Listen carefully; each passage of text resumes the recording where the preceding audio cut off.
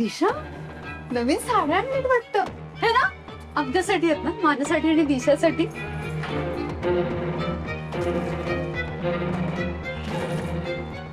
हे काय आहे?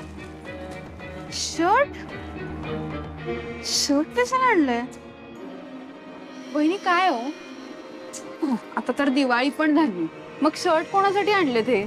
अच्छा अच्छा, तुम्ही आपल्या सर्व्हंट्सना परत एकदा गिफ्ट देणार आहे का दिवाळीचं? चालेल.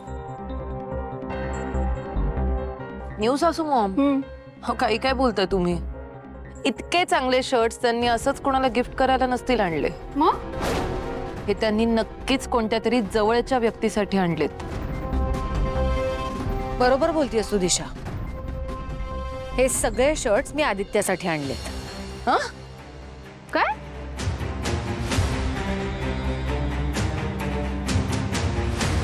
प्रीतम, हे शर्ट्स लवकरात लवकर आदित्यपर्यंत पोहोचवण्याची व्यवस्था कर. हो हो हो, मी करतो ना. पाहिल्या आदित्यने आज जे केलंय ना, त्यानंतर ह्याच्यापेक्षा जास्त काहीतरी डिझर्व करतो तो.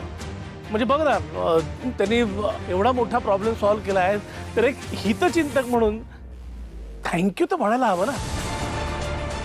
म्हणजे मी तर म्हणतो त्यापेक्षा असं कर ना, तू त्याला सहकुटुंब जेवायलाच बोलव ना.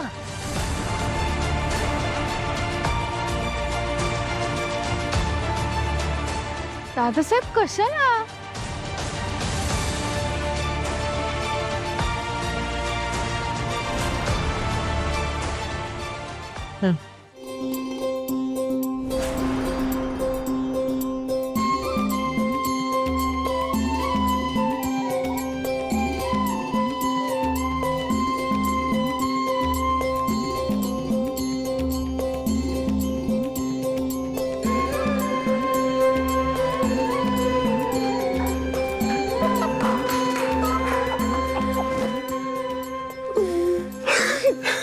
म्हणजे फायनली दादा आणि पारू आपल्या घरी येणार आहेत.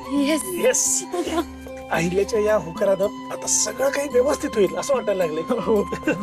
चला तयारी लागा, चला. हो हो हो, लगेच. मी हे ठेवा बघा. हा काय करू कळत नाही.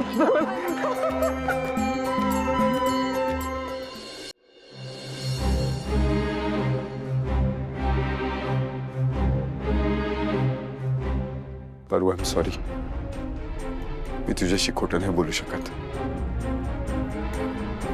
मी गेलो होतो आईला भेटायला त्या इन्व्हेस्टर मीटिंगला.